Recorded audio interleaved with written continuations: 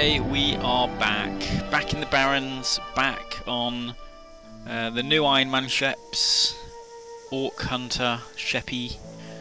I could probably have had the same name, but I wasn't sure, and I didn't want the tracking on the Iron Man tracking website to screw up, so I've picked a different name. This is my new character, Orc, for I guess obvious reasons, primarily because the goblin starting zones were getting incredibly tedious. I just want to show you that he's legit. He's too legit to quit. He's got no deaths. He's got no glyphs. He's only got white gear. And he has no talents. And no buffs at the minute as well. So we're going to get on. We're going to do this. Now, in terms of quests, I'm right up to where we were. I think I might have done an additional quest. The things I was killing before that killed me.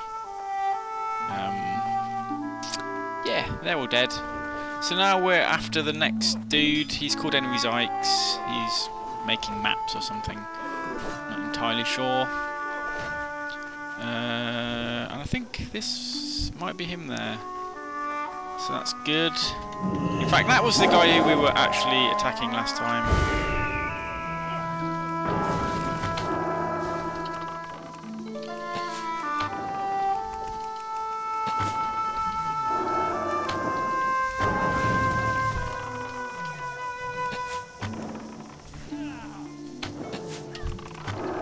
You see, those guys do actually go down pretty quick.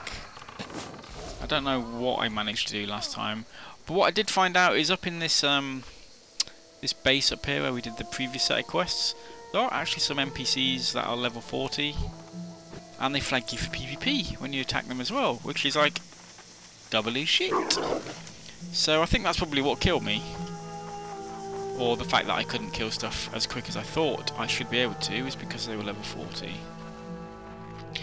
Okay, so I did promise that I would be fast forwarding a lot of this content, so I'm going to start doing that, and then I'm probably going to look at voicing it over afterwards so I can explain what was going on.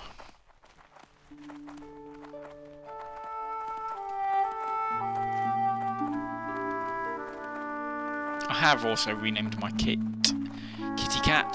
He's now called Criticalism, so it's kind of like a triple pun, I think, which is nice. Cool. And with level 34, I've got I did have a fair bit of rest XP, but obviously because I've dinged, it's worth less. So now we're off to talk to Macabre Flathoof at Camp Unafi in the Southern Barrens, which is quite a mouthful.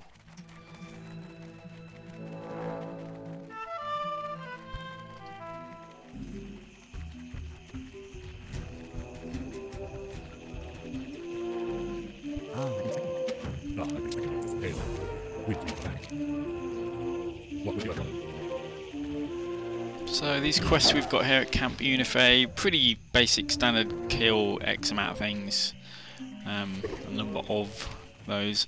The first ones we've really got to do is, actually I'll ignore this completely until last, but the tentacle things there, they've actually captured some residents of Camp Unife, and what we have to do is kill those, and it releases the guy. They're a little bit annoying actually, those things, because although they don't directly attack you, they will put you into combat. So you'll see in a little bit I'm going to do a quest to collect some flowers, and annoyingly flowers are usually next to those tentacle things, and you know, when you mount up, run up to one of the flowers, go to collect it, it dismounts you and you can't mount up again until you've killed the flower or killed the tentacle. It's kind of annoying. Not a difficult thing at all, but you know, still a bit annoying. So what we're doing here is killing some more of these pig people that we saw in the Northern Barrens. And what struck me at this point is basically all I'm doing now is killing the same kind of stuff as I was killing in the Northern Barrens. I'm killing hyenas, these pig people, and that's that really. So it doesn't really strike me as though they've actually done a massive amount of work at this point on the level, what they've done is just split it up and made you go to Stone Talon first. But now we're releasing some of these captive people who've been caught. It seems like the people at the Camp Unive just like they're getting caught by either inhabitants of the barrens or plants. So they seem a bit retarded, if I'm being honest with you. You know, that's what barrens chat does to people. It sends you a bit retarded. So things are going pretty well up until this point. Well, yeah, I'm quite happy with where my hunter is at, so to speak. I think definitely leveling up for the 5th time has been useful for me. I've noticed a couple of bugs that have almost had me killed previously a couple of times. For example, when you're on your mount and you attack something, bringing you off your mount, your pet won't attack. He'll just sit there and look cute, and that's quite annoying because obviously you're going to need it to grab aggro. Just minor little things like that. I'm also being very much more aware of crowd control abilities, and we'll see in a little bit of feign death I actually use as well. But generally it's going fine. My new little macro that I've got for kill, death and prowl is working an absolute treat. I'm still not sure whether it actually works on kill command, the 20% damage increase, but if it's not, it's still doing 20% more damage on another one of the cat's abilities, so it's all good. So yeah, we just finished collecting those flowers, handing these quests in at Camp Unive, and then we get kind of like an interesting little quest to do next.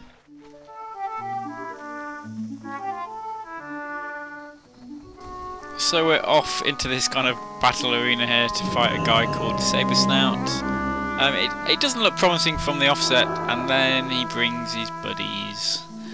And at this point, I'll be honest with you, I was thinking 20 minutes in, having leveled up this new character, I'm going to die. So, yeah, it's not looking promising. A guy called Saber Snout.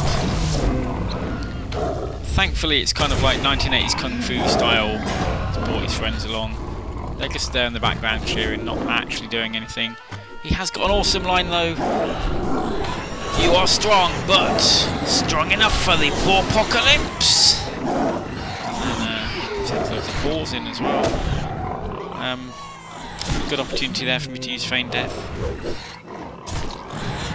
And I was panicking because I'm thinking, okay, normally they give you one round of something, and then you'll get another one. So I'm thinking, okay, more balls. I've already lost 30% health. Thankfully, all of the mobs get scared at that point. I mean, they could quite easily have taken me, but yeah, so that was lucky. I was quite happy about that, if I'm being honest with you. And then we just get back onto the normal road of questing. Okay, so we head off on our merry little way onto the next little quest hub, and we venture across this kind of what looks like an old little temple thing, the Nightmare Scar. I'm not really sure what race the architecture belongs to. Maybe Elven? Not really. I'm not really sure. Highborn, maybe. But what is interesting is I don't remember this structure being here pre-Cataclysm. So at this point I'm wondering what's actually going on with this kind of green area here. And thankfully it's explained when we get into town. There's a guy who's got a whole backstory for those of you that are interested in lore. I'll read that out for you. It's quite interesting. As druids, we are tasked with protecting the balance of nature. My life's work has gone against this. In my folly I have sown chaos, and this deviant crop must be reaped before it spreads further. Did you know that the Barrens was once a lush forest? Thousands of years ago, before the first sundering, it was a verdant and thriving, watched over by the Kaldorei. But when the continents were torn apart and this land became separated as what we call Kalimdor, this valley of nature became a harsh, sun-scorched plain. When first I learned this, I saw it as a great tragedy. I decided I would find a way to regrow the forests once more. While studying the land, I discovered a cave that stretched deep beneath the earth. These waterways carried underground rivers for miles beneath the parched savanna above. I named them the Wailing Caverns, for the howls made by the wind and steam as they cursed through its depths. This would be the instrument of revival, I thought. The water had already bubbled to the surface as small lush oases throughout the barrens. If it were imbued, enhanced, this growth could spread across the entire land. My plan was to connect these underground waters directly to the Emerald Dream itself. With my faithful disciples, I journeyed deep within the Wailing Caverns, settled into meditation, and entered the dream. Through my own body, this world was connected to it. It was there that everything went wrong. I came upon what I can only describe as an overwhelming corruption within the Emerald Dream, an unending nightmare that seized me in its claws and tore at my very mind. I could not break free of its grasp. My disciples were unable to wake me. Whatever this corruption was, it found its way into our world through my body. I did, indeed, channel its energies into the Wailing Caverns, and its horrible influence twisted the wildlife there into chaotic, deviant forms. Even my disciples were affected, their minds overcome by madness and savagery. They took on the forms of serpents and called themselves the Druids of the Fang. I was saved by my last disciple, Mio, and a band of adventurers. I considered the entire instance a failure. It wasn't until the cataclysm occurred that I realised I'd been far too successful. When the barrens was cracked apart, a great font of underground water was breached and flowed up to the surface, full of the energies it was imbued with in the Wailing Caverns. Life immediately sprung from the earth around it, and the animals thrived, and then it continued to grow uncontrollably, unchecked. Now I have to answer for my arrogance in thinking I could dictate the flow and shape of nature itself. This overgrowth must be stopped before it chokes out the natural world entirely. Goddess, watch over you. The loon be with you. So there we go, an interesting bit of backstory to the Southern Barrens and the Wailing Caverns, I guess. I don't really know how that plays out because I didn't know the backstory to the Wailing Caverns beforehand. And a lot of people are saying that we're going to be seeing an Emerald Dream expansion maybe after Mr. Pandaria, but they've been saying that since Vanilla, I guess. The Emerald Dream always seemed like a logical expansion to do. But we'll see how it plans out. The fact that they're talking about corruption in the Emerald Dream is really interesting. Generally, the Emerald Dream is an uncorrupted, untouched realm, and the mere fact that there would be corruption there would be a reason why we'd want to go or phase into the Emerald Dream so that we can fight it. So, but I don't know, this might just be related to the Barrens. Leave a comment if you know. I don't know, obviously, it's all speculation from my part. But it's nice that there's some backstory there. Usually I just read, I don't even bother reading the quests. But this one kind of piqued my interest a little bit.